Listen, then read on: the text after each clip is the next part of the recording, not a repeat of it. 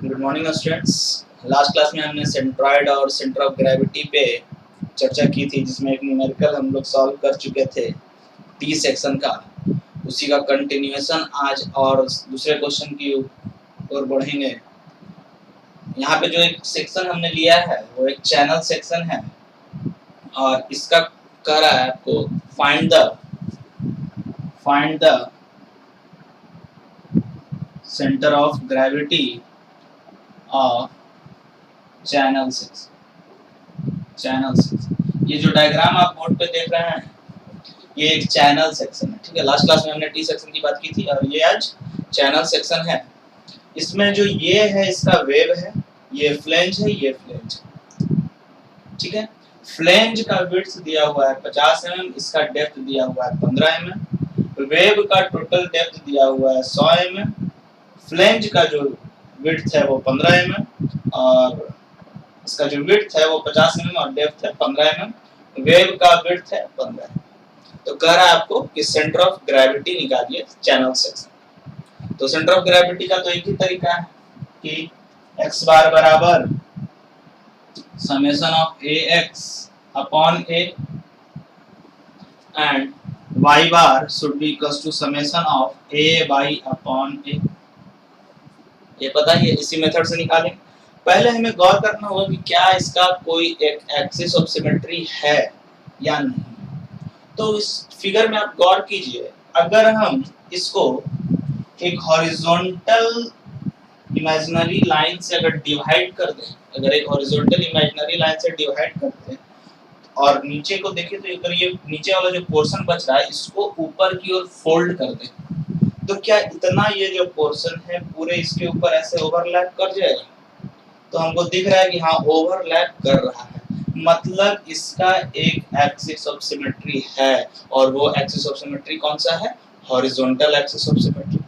अगर horizontal axis of symmetry है मतलब सेंट्रॉइड वाई एक्सिस में, मतलब वर्टिकल एक्सिस में, यहाँ से इस पूरे हाइट की आधी दूरी भी होगी। मतलब अगर टोटल डेप्थ है 100 mm का तो आधा दूरी 50 mm, मतलब x y बार जो है उसका तो 100/2 बराबर 50 mm, ठीक है।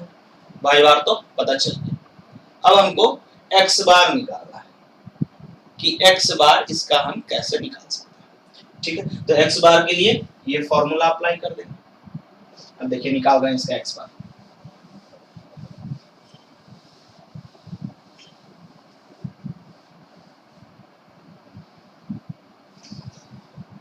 For calculation of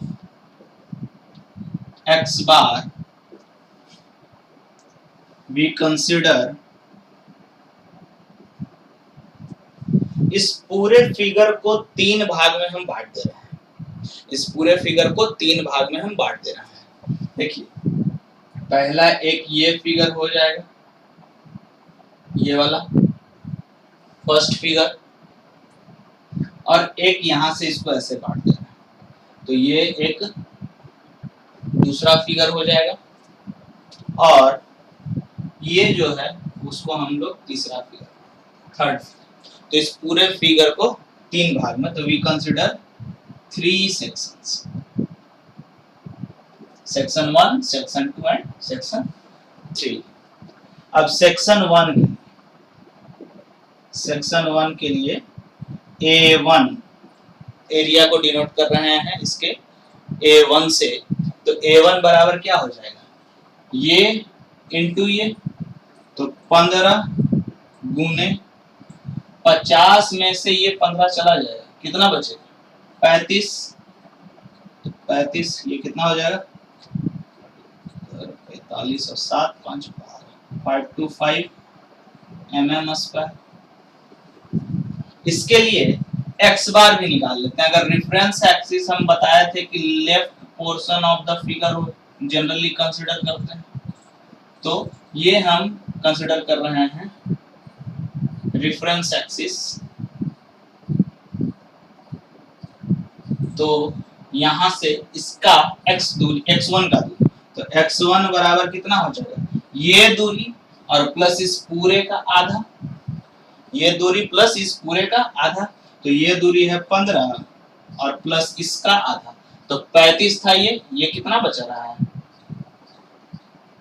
50 माइनस 15 बराबर 35, तो 15 और प्लस 35 बटा 2 बराबर 15 plus 17.5, that is equals to 32.5 mm। ठीक है, 32.5 mm। इसी तरह आप सेक्शन 2 कंसीडर कर लेते हैं। इसके लिए A2 निकाल लेते हैं। इसके लिए A2 निकालेंगे तो ये टोटल डेप्थ 100 इंटू ये वाला 15 बराबर 1500 mm स्क्वायर। इसी तरह इसके लिए x2 कंसीडर कर लीजिए। x2 बराबर कितना हो जाएगा? यहां से इस चौड़ाई का आधा, that is equals to 15/2 7.5 mm। नहीं, अब सेक्शन 1 सेक्शन 2 हो गया और सेक्शन 3 देखिए, सेक्शन 3 और सेक्शन 1 दोनों एक ही बनेगा कि नहीं बनेगा? इसका भी एरिया उतना ही होगा 15 गुने 35 और x बार की दूरी वही 15 प्लस 35 बटा 2। तो सेक्शन 3 के लिए A3 बराबर A1 एंड X3 बराबर X1 लिख सकते हैं हम लोग। ठीक है, अब हम लोग इसको फॉर्मूला में पुट कर देंगे, आंसर आ जाएगा। तो फॉर्मूला में हम लोग पुट कर रहे हैं,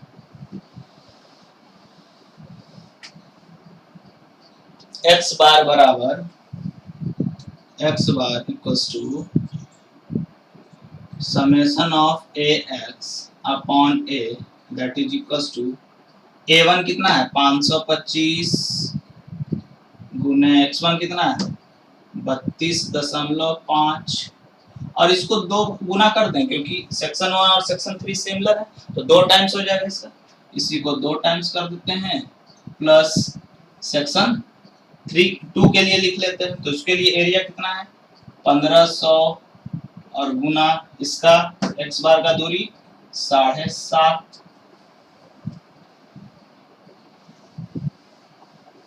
बटा कितना होता है? Total area. तो टोटल एरिया कितना? 2 इंटू 525 प्लस 1500। इसको सॉल्व कर लीजिए, सॉल्व करने के बाद जितना आएगा that will be the your answer. तो इसको सॉल्व कर लीजिए, सॉल्व करने के बाद कितना आ जाएगा? ऑलमोस्ट ये आ रहा है आपका 17.8 mm। सॉल्व करके देख लीजिएगा, 17.8 mm आ रहा है। तो इस तरह से इसका आंसर हो जाएगा। समझ में आया? तो इसी तरह कैसा भी फिगर रहेगा उसको हम लोग इसी तरह से सॉल्व कर सकते हैं। अगला एक क्वेश्चन लेते हैं।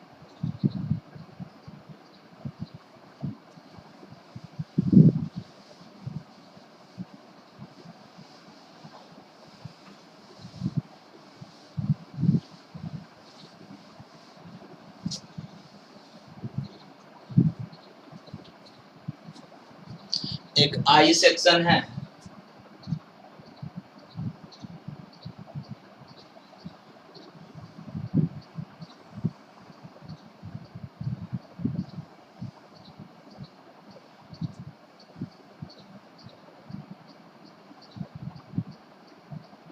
एक आई सेक्शन है जिसका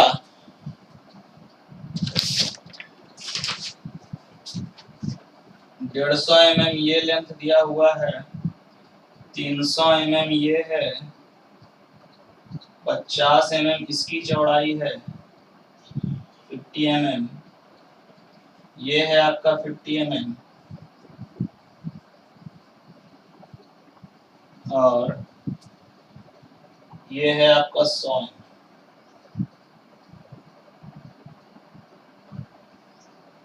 ठीक है, इसका हाइट आपका दिया हुआ, इसका डेप्थ आपका दिया हुआ है 300 mm। 300 mm। तो इसका सेंट्रॉइड आपको निकालना है, ठीक है। तो इसका आपको सेंट्रॉइड निकालना है। ये 100 mm है, इधर भी लिख दे रहा है। क्या करेंगे, पहले इसका एक्सिस ऑफ सिमेट्री देखेंगे, एक्सिस ऑफ सिमेट्री है कि नहीं है। तो ध्यान दीजिए, अगर हॉरिजॉन्टल एक्सिस से इसको कट कर दें और नीचे वाले पोर्शन को ऊपर की ओर इसको ओवरलैप कराएं, तो क्या ओवरलैप हो रहा है? ओवरलैप नहीं हो रहा है। क्यों? क्योंकि ये सेक्शन आपका छोटा है और ये सेक्शन बड़ा है, डेप्थ भी अलग अलग है, तो ओवरलैप नहीं कर रहा है, मतलब हॉरिजॉन्टल एक्सिस ऑफ सिमेट्री तो इसमें नहीं है। अब वर्टिकल एक्सिस ऑफ सिमेट्री की बात करते हैं। अगर वर्टिकल एक्सिस सिमेट्री की बात करें, ये बीच से हमने काट दिया, इसको इधर की ओर फोल्ड कर दिया, क्या अब ओवरलैप हो रहा है? तो हाँ, अब ओवरलैप हो रहा है। अगर अब ओवरलैप हो रहा है मतलब इसमें वर्टिकल एक्सिस ऑफ सिमेट्री है। तो इसके लिए x बार तो हम लोग को मिल गया, टोटल डिस्टेंस का आधा, मतलब 300 का आधा 150। क्यों? क्योंकि एक्सिस ऑफ रेफरेंस जो हम मानेंगे वो इधर लेफ्ट, एकदम लेफ्ट हैंड साइड का होगा। तो एक्सिस रेफरेंस एक्सिस कौन सा है हमारा? ये वाला है, ये है रेफरेंस एक्सिस, ठीक है। या bottom portion for the calculation of y बार, ये वाला एक्सिस ऑफ रेफरेंस है। तो जब x बार कैलकुलेट करेंगे तो इस रेफरेंस से, तो इस रेफरेंस से तो टोटल डिस्टेंस का आधा 150। अब y बार कैलकुलेट करेंगे तो इस रेफरेंस से कैलकुलेट करेंगे, तो इस रेफरेंस से कैलकुलेट करने के लिए अब क्या करना होगा? y बार कैलकुलेट करेंगे, फॉर्मूला तो वही है, a y bar upon a। इसमें भी देखिए, इस पूरे बॉडी को, पूरे लैमिना को क्या 3 भाग में बांटा जा सकता है? 3 भाग में इसको बांटा जा सकता है। एक हमने यहाँ पे एक लाइन खींच लिया, ये एक सेक्शन बन गया हमारा, यहाँ पे दूसरा लाइन खींच लिए, ये एक सेक्शन बन गया हमारा, और यहाँ पे तीसरा लाइन खींच लिए, तो ये एक सेक्शन बन गया। तो इसको भी हमने 1 2 3 पोर्शन में तो बांट दिया। अब क्या करेंगे? फिर उसी तरह a1 निकालेंगे, y बार y1 निकाल लेंगे, a2 निकाल लेंगे, y2 निकाल लेंगे, a3 निकाल लेंगे, y3 निकाल लेंगे, सारे को जोड़ करके बटा टोटल एरिया कर देंगे, तो इसका कुछ वैल्यू आएगा, y बार में आएगा। अब वो y बार कितना होगा ये आप लोग को कैलकुलेट करना है। कैलकुलेट करके इसका answer either in the WhatsApp group और आप लोग बना के रखिएगा। अगले क्लास में हम जब इसका सॉल्यूशन प्रोवाइड करेंगे तो आप लोग चेक कर लीजिएगा कि आंसर सही है या नहीं है, ठीक। आगे हम एक और सेक्शन का लेंगे। सेंट्रॉइड आपका लगभग खत्म ही हो गया, 2 क्वेश्चन इसमें और कराना है। एक है आपका एक अनसिमेट्रिक सेक्शन, अगर दोनों अनसिमेट्रिक होगा तो क्या होगा, और एक कंपोजिट सेक्शन का लेंगे।